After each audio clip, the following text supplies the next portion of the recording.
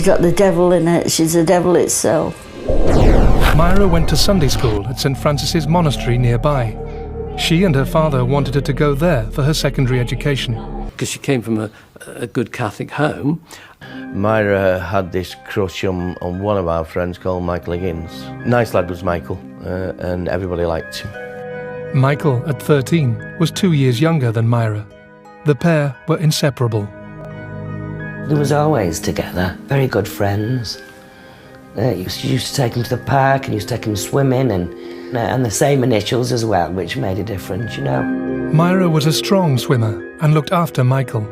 Tragedy struck the day she decided not to go with him. Unfortunately, Michael, on one sunny day, went to 𝗬𝗏𝗱𝗏𝗏 Park in Gorton, where they've got some reservoirs, and went for a swim with some friends, and Michael never come home. Apparently, the currents of that reservoir took his life. Myra, wait! Mike, stay! Myra felt she'd made a lifelong friend. One sunny afternoon, Michael asked Myra to go swimming with him at the local reservoir. She was unable to go. Tragically, Michael drowned, an unfortunate event that local boy Lawrence Jordan witnessed. Michael Higgins came with some of his friends and they were swimming over that side. And then all of a sudden there was a flurry of excitement and one or two young kids running round saying, "I can't see him, I can't see him." Somebody must have dialed the police because 2 or 3 policemen came running up and we saw them diving. One child said, "There's somebody under the water." Somebody then shouted, "Oh, they got him." And I saw them bringing out this chalk white body. But you could see the whiteness of the body against the blue uniforms of the police. And his arms were outstretched almost in a crucifix. They hurriedly then put him in the mortuary van, and the van then passed us going out where you could get down to it there. The path came to there. It must have been really traumatic for Myra Hindley, because if she was a friend of his and she saw him being brought out, that would obviously stay with her for the rest of her life, because it certainly stayed with me.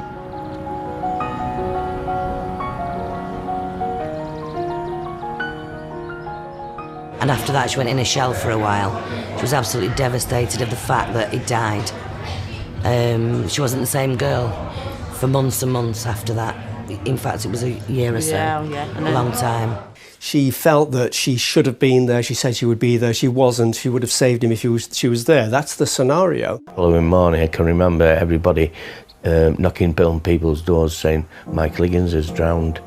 And Myra was very, very upset about that, because Myra, I think, in all the girls, was the closest to Michael. She described in great and very unusual detail the sight of Michael lying in the coffin, the light falling on his face, and how she could see a sliver of his eye. It's very striking, this detail, this almost obsession with death. Michael's mother pulled the rosary beads from his fingers and handed them to her. Though Myra had blamed herself, after seeing Michael's body, her reaction to the death changed. It became something which fired up anger, which was directed at others, not at herself. One evening, she was convinced she'd seen Michael staring at her. She ran to him, but he'd vanished.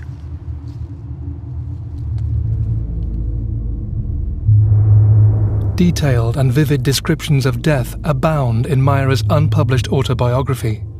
A dog she found decapitated by a railway line. A boy she watched bleeding to death after being crushed by a lorry. A cat torn in half by 2 dogs. The reason it was never published is that her supporters looked at this material. They saw that it in fact betrayed her. It did her damage because it showed that she was an unusual person who was familiar and comfortable with scenes of extreme violence and death. She went and visited his parents, his mother, all the time, and she actually converted to Catholicism. Michael had been a Catholic, and she actually converted in the wake of his death. With Michael, she invested quite a lot and lost quite a lot. And to some degree, although she might have blamed herself, she also blamed everyone else. And this was the beginning of the distancing of her from other people. And also, within this, she would hide in religion. This was another step away from humanity and towards a new kind of aim and career. It was not long after Michael's death that Myra left school. She's a young girl in North Manchester, going out with boys who aren't that special. This guy comes down from Glasgow with a different accent. He's a flash Harry character, and he's exciting. And as far as I can see, he groomed her into his philosophy. He got her to read philosophical books. He got her to challenge her religious ideas. Brady told Hindley there was no God, so she stopped going to church. When he told her that rape and murder was the supreme pleasure, she did not question it. Her personality had become totally fused with his. Myra's family were not keen on Ian from the very word go. Ian's background had been more dysfunctional than Myra's. He was born in the centre of Glasgow as a result of an affair between his mother, a waitress, and a man whose identity we've never been completely sure about. And he was fostered when he was about 2 to a family who were living nearby. And they brought him up to the best of their ability. However, when he became a teenager, he began to get involved in crime. Eventually, the courts in Glasgow said that he had to go and live with his mother, and his mother at this stage was living in Manchester. So basically, Glasgow shipped its problem out. Brady became Hindley's first lover, and she was soon totally besotted with him, soaking up all of his distorted philosophical theories. Bit by bit, Ian revealed to Myra the books, the ideas through which his fantasies had taken shape, including the Marquis de Sade, the high priest of sadism, who preached that violence, and especially sexual violence, were justified because they were pleasurable and natural. Do you know what I thought when I first read the Marquis de Sade? Found your soulmate? Ian Brady viewed dark, abnormal behaviour as something that separated him from his working class background. So he was interested in the Marquis de Sade. He was interested in sadomasochism. He gave her a book called The Carpetbaggers by Harold Robbins, which describes in graphic and sickening detail the rape of a 15-year-old girl. Ian took from the book the notion that rape, incest and paedophilia were adventures. If a man gets the chance to perform one of his acts, Myra, he should take it. He got into her head in a big way so that she totally believed what he believed. That first night, Brady took her to see the Nuremberg trials. As the weeks went by, he played her records of Hitler's marching songs and encouraged her to read some of his favourite books, Mein Kampf, Crime and Punishment, and the works of the Marquis de Sade. Hindley happily complied. She had waited for so long for something different, and now here it was. Ian had never felt socially at ease, and drew Myra to the one place he felt wholly in control, Saddleworth Moor, on the Pennines, east of Gorton.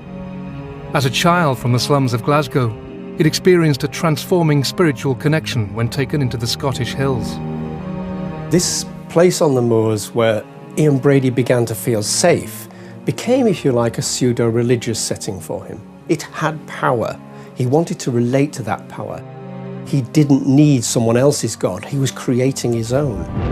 He was a predator, and this was his lair. But without Myra, he might never have been able to lure his victims here. On his own, he was a fantasist. He had Hitler's speeches transferred to vinyl, and like him, planned to prove his superiority through the elimination of people he despised. Yes! Yes! But without Myra, it was just a dream. Myra provided that soft face, the female form, the best decoy for actually operating in the real world. David and Ian spent long drunken evenings, during which Ian played his Hitler speeches and ranted about Jews and black people. They're robbing us. They're robbing us. They're on our turf.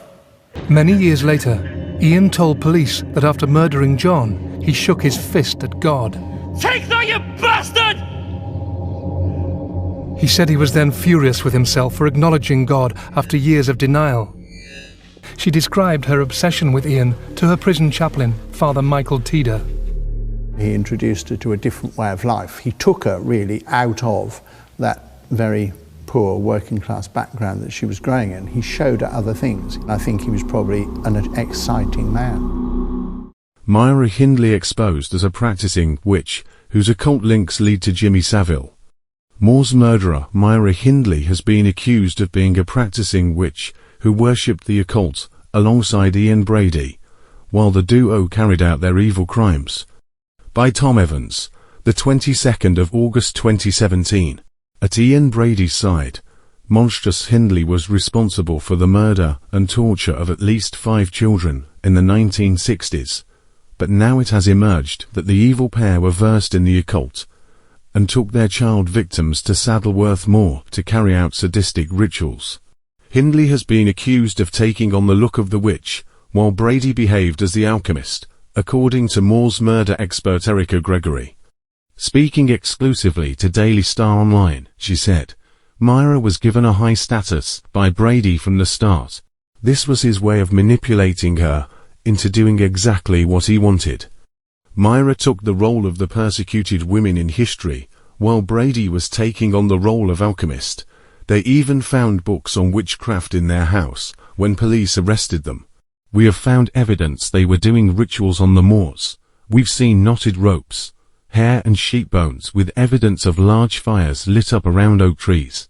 Gregory even believes that the murders were meticulously planned for ritualistic purposes, with the evil duo choosing to kill their victims on dates important within the occult calendar. The murders were separated by 4 months. I believe Brady chose dates and times for his rituals, she said. Tommy Rattigan, for example, was taken in November 1963. The same day Margaret Murray died, who was a famous witch. I believe her death, and the fact it was the anniversary of the Battle of 𝗧𝗍𝗆𝗆𝗆 was a trigger for Tommy to be picked up. It is no secret that witchcraft and satanic worshipping were big in the 1960s, with several high-profile Hollywood films airing in the era, and the Moore's murderers even had links to infamous Alex Sanders, who rose to notoriety for attempting to raise a dead body in Old Early Edge, and was a known friend of Jimmy Savile. Brady and Hindley sought out Sanders when he worked at the John Rillan's Library in Manchester, which held books on occultism. Sanders went on to work on films with Sharon Tate, and he was friends with Savile, too, so there's a clear link. This comes after Daily Star Online exclusively revealed that Brady was accused of selling child pornography to the shamed former DJ. Hindley and Brady were given life sentences in 1966. Together, they killed Pauline Red, John Kilbride, Keith Bennett, Leslie Ann Downey, and Edward Evans between July 1963 and October 1965. At least 4 of them, including Bennett, were sexually assaulted. It comes after Daily Star Online exclusively revealed Ian Brady's evil map that could cryptically lead to the location of Keith Bennett's body, which has never been found. Sometimes he would buy her things, he would take her out, and then suddenly he would stop all of that and move away from her and not speak to her and ignore her. So when he went back, she welcomed him back. He went off by himself, saying he needed new experiences, visiting the Rembrandt pub in Manchester, then and now a gay bar. Myra said later that Ian had homosexual relationships at this time. Myra, feeling if Ian could have such adventures, so could she, began an affair with a policeman called Norman Sutton. She told Ian about the relationship. He said he thought it was absolutely hilarious that she'd been having sex with the policeman whilst they were killing children. One man who knows all about the psychology of Brady, after observing him at close quarters, is forensic psychologist Professor Mike Berry. Professor Berry, I know that you weren't Brady's kind of personal psychologist, if you like, but you were a psychologist working in the secure hospital where he was.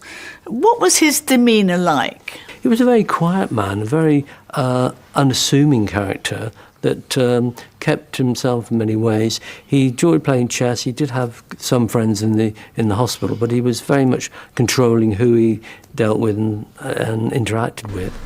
He was, I think, a pseudo-intellectual in many ways. He was well-read, but I don't think he was that intellectually bright. His crimes were sexual. Was he ever treated for his sex offending? No, this is one of the interesting things. Most of his career was spent on fighting whether he was mentally ill or not, and that was the ongoing battle when he died. He was an untreated sex offender. He was a paedophile, sadistic paedophile, and that was never treated. He accepted that he was a serial killer and in many ways actually enjoyed the status of that, but he never really recognised that he was a sex offender. Moore's murders. Jimmy Savile part of pedo ring with Ian Brady and Myra Hindley. Disgraced radio DJ Jimmy Savile has been accused of buying indecent photographs of children from evil killers Ian Brady and Myra Hindley. Daily Star Online can exclusively reveal, by Tom Evans, 21 September 2017. Eerie details of the Moore's murderer's life are still emerging months after his death in May. Unless today's inquest into his death could put an end to a host of unanswered questions, his twisted friendship with Jimmy Savile has been exposed. Savile, who died in 2011 at the age of 84, never faced trial for his crimes as one of Britain's worst ever sex offenders. His friendship with Yorkshire Ripper Peter Sutcliffe is well known, but now Daily Star Online can exclusively lift the lid on his links to the Moore's murderers. Before their arrest in 1965, Savile ran the BBC studios from Manchester's Dickinson Road, where Top of the Pops was filmed, and has been accused of meeting with Brady and Hindley to buy indecent images of children. Erica Gregory, who has devoted years of her life investigating the Moore's murders, believes they even formed a twisted paedophile ring. Speaking exclusively to Daily Star Online, she said, "I believe they went to the BBC studio regularly to make a fuss and try to get in with Savile." Alongside David Smith, Brady was selling photographs of children to make money at this time. I believe Savile could have been one of his customers. It is well known that Savile visited them both inside. I believe they were in a ring of some sort. It doesn't stop there, though.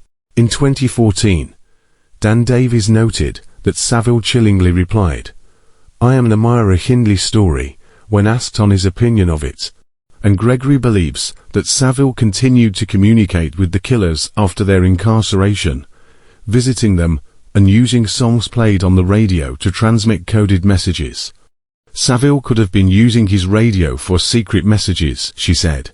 Brady used music in tapes and songs that he stated reminded him of the Moors, and Savile knew that, if he played a song at a certain time, then those listening would get the message.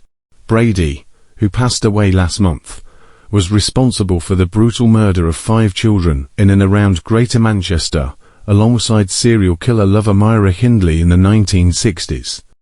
The twisted 79-year-old never revealed the location of Keith Bennett's body, despite desperate appeals from the 12-year-old's mum Winnie Johnson, who died in 2012. Before his death, Brady had been incarcerated at Ashworth Hospital since 1985, while Hindley died in 2002, after 35 years behind bars.